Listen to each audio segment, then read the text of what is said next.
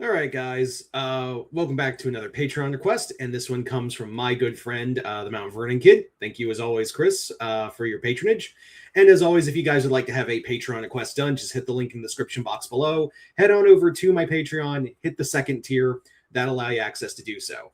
But anyway, let's get started with the video. And today, this Patreon is basically Chris requested for this Patreon request to talk about my 10 favorite artists. So I decided to show you guys the my 10 of my favorite artists. Now I have a lot more than 10, and there were so many. It was just hard to pick which 10 I wanted to put on here. And this is not a top 10. And also, as always with these top 10 lists, this is just my personal opinion. If you think a artist should be here or not, that's totally fine.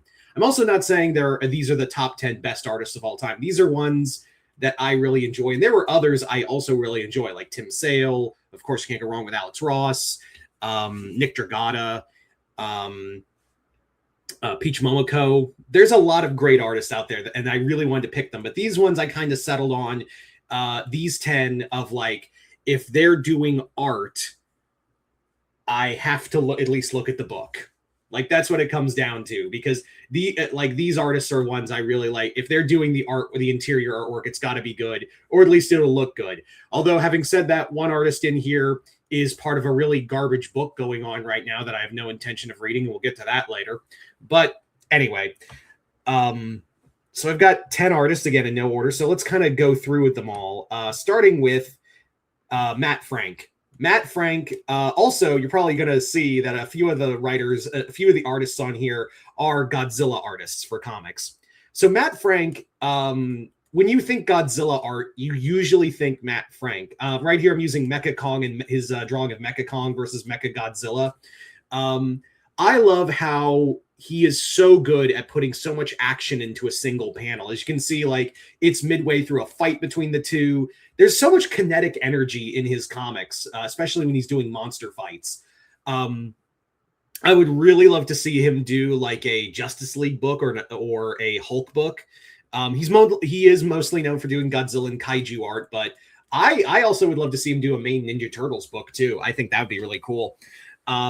But yeah, it's bright, it's vibrant, and just when you think Godzilla comic art, you think, or kaiju art, you think this guy. So yeah. Following that, we have this guy I don't think it's talked enough about, Riley Rossimo. Riley Rossimo is, as you can see, this is his picture of Absolute Batman. Riley Rossimo is really good at using shadows as well as like using color to contrast those shadows. I first encountered Riley Rossimo's artwork on the first Batman Shadow crossover from DC and Dynamite. Riley was so good at it. Rossimo was so great at it. And whenever Rossimo does a Bat book, I'm totally sold, or any kind of comic. I am also like, has Riley Rossimo ever done a Ninja Turtle comic? I think Riley Rossimo would be so good. Like that is like if he hasn't done a Ninja Turtle comic yet, Riley Rossimo really needs to do a Ninja Turtle comic like yesterday. I just think that his style of art contrasts perfectly with how a Ninja Turtle book should look, you know. I also like how they managed to have like this Art Deco, like Riley Rossimo, he has this very Art Deco kind of feel to him. And it's very perfect for like Batman and the Shadow and like the Spirit. I'm actually Riley Rossimo in a Spirit comic would actually be kind of awesome now that I think about it. But yeah, Riley Rossimo is another artist I don't think gets talked enough about, but he's another one of my favorites. So next up, if we're going to talk about like major favorites, Dale Cohn. Dale Cohn, when I think of Hulk comics or how I envision the Hulk in my head, I think Dale Cohn 100%. This is my Hulk. Like, you ever have an artist that you've synonymously tied to a certain character, Dale Cohn is Hulk. Hulk is Dale Cohn for me. I mean, there's a lot of other great Hulk artists out there, but it's always been Hulk. Like, it's always been Dale Cohn first and foremost for like Hulk artists. I love how he does muscle texture, how he just perfectly encapsulates like the dimensions for such a massive character. Dale Cohn is in my opinion, the quintessential Hulk artist. And you pair him up with Peter David, you have got magic. So without a doubt, Dale Cohn is my Hulk artist. Not to say there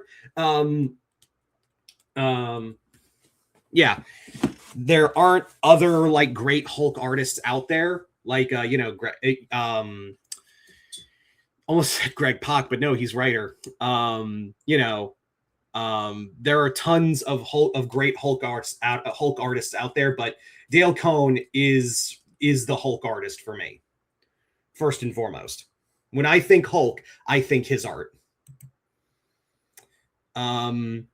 Next up, if we're going to go by artists that are synonymous with a character, Mark Bagley is Spider-Man. And Mark Bagley is another for me. When I think Spider-Man, I think Mark Bagley.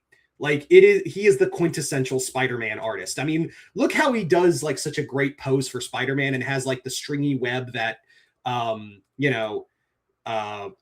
McFarlane like perfected. But how he is able to do like muscle tone as well as like a quintessential action pose that doesn't feel like it doesn't feel unnatural. Yeah, Mark Bagley. Again, when I think Spider-Man and I think Spider-Man artist, it's Mark Bagley. I know it's such a basic answer, but like it's the right answer in my opinion. So let's go back to let's go back to some Godzilla artwork. And this is a guy I think is the gods. When I think of this character and like when I think of this artist, I think Godzilla. Or when I think Godzilla comics, I think this artist more than Matt Frank. And I'll explain a bit. Art Adams. Art Adams is my favorite Godzilla artist. No disrespect to Matt Frank or the other guy I'm going to mention in a bit. But Art Adams is not only a great Godzilla artist, he is a phenomenal Hulk artist. His Universal Monster, his Creature from the Black Lagoon is perfection. I love how he uses this kind of stencil art.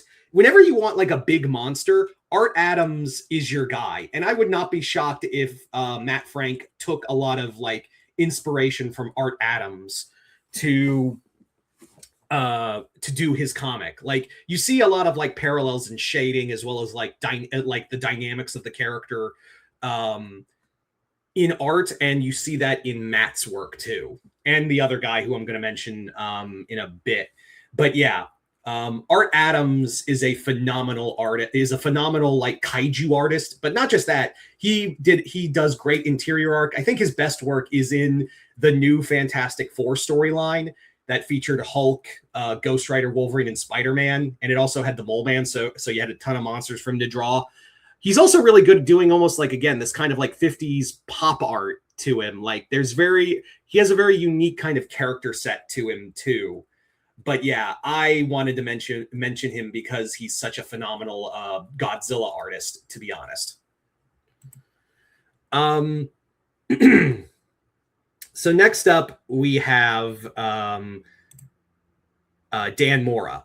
Dan Mora took the art world by storm. Like he took the comic world by storm. He actually got his start with Karen Gillan's Once and Future, which is an Arthurian story, but I don't know how DC and Marvel let this guy sink under the radar to do a Karen Gillan book, because I like this image of the Justice League Unlimited is the best I could give at such short notice, but he is so good at like these bright and vibrant colors as well as mixed with shading.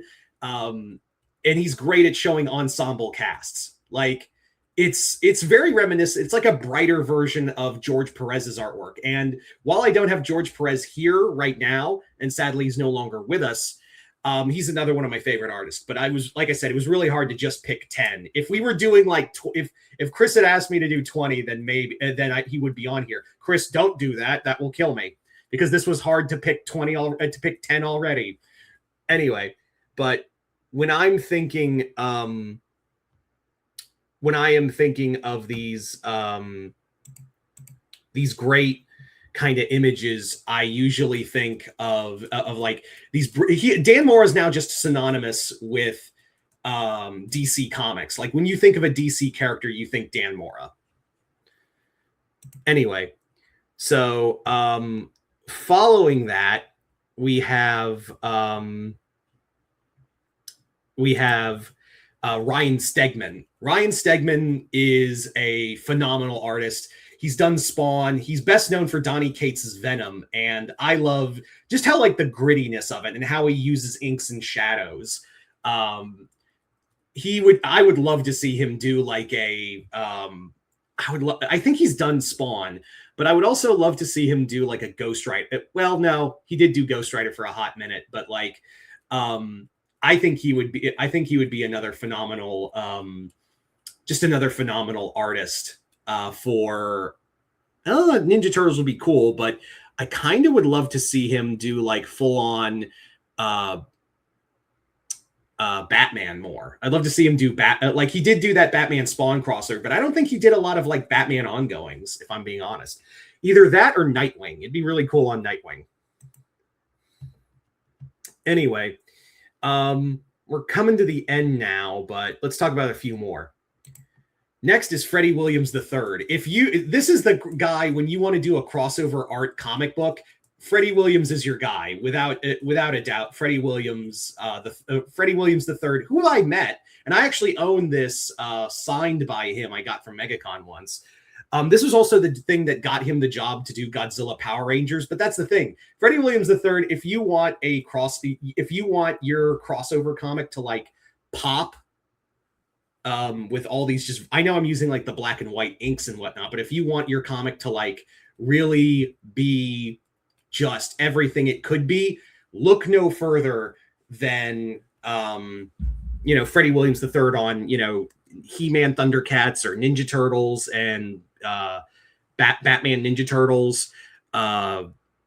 He-Man and Thundercats are probably his best, and Ninja Turtle. He-Man and Ninja Turtles comics especially. I will say though, I'm not a big fan of his Godzilla.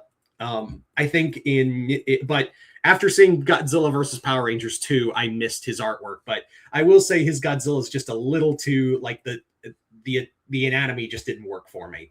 But if you're doing a Ninja Turtle book like he is working with Gene Yun Lang on the ongoing right now, or if you're doing a He-Man book or something along those lines, or just a crossover comic, look no further than Freddie Williams III to carry your book. All right. So, James Stokoe. It's really, I know I said Art Adams is my favorite Godzilla artist, but James Stokoe would probably be my second place. He is so good. I concur, and not just on Godzilla, Alien Dead Orbit, which I've been dying to get. I can never find it anywhere, and it's expensive as all hell. But like Orkstain, Five Orphans, brilliant writer and artist. And like you could I can tell you the best comic if you want to get a feel of his writing and his art, and more importantly his artwork. Look no further than Godzilla: The Half-Century War. That comic will basically showcase. There's a great great two-page spreads of Godzilla, and you just can take hours. And even like this image right here, you could take like almost hours to look at, and also look at and see new details in every image. That's how good and meticulous Stokoe's artwork is. Just phenomenal. And finally, Jim Lee. Now, as I've said with like Mark Bagley with Spider-Man or Dale Cohn as Hulk, Jim Lee is my quintessential Batman artwork, and I know artist. And I know everyone's going to go, "Oh, but Jim Lee sucks. He's too mainstream." And to that, I say, suck my dick. First off, secondly, yeah, he's good. He's not doing. He is doing Hush 2, but I don't. But Hush 2 is Jeff Loeb's Hush 2, so hard pass. But Jim Lee basically carried Hush 1. So what do we expect? He's so good at shading, ink, everything. Like, this image is synonymous with Batman, and he's done a lot of other great DC work too. But when I think Batman artists, I think Jim Lee first and foremost. It's probably because of this image and also his work in Hush, as well as a few other things. But yeah, and of course you can't deny like his X-Men. His X-Men. He helped re-innovate the X-Men for the 90s, and also like his work with Marvel in general. Yeah. And now he's running DC Comics and basically making it a titan that it is now. So yeah. Anyway, so those are just, like I said, these are just 10 artists I really enjoy, but there are so many others. Tim Sale, George Perez, Nick Dragata, Peach Momoko. There are so many out there. And it was really hard to pick 10. It was just incredibly hard to pick 10 for this video. So yeah. But Chris, I want to thank you for this Patreon request, as well as continued patronage. And like I said earlier, if you'd like to have a Patreon request done, just hit the link in the description box below. Head on over to my Patreon, hit the second tier. That'll allow you access to do so. But other than that, I hope you all enjoyed this. I'm Mr. Multiverse. I'll see you next time in the Multiverse.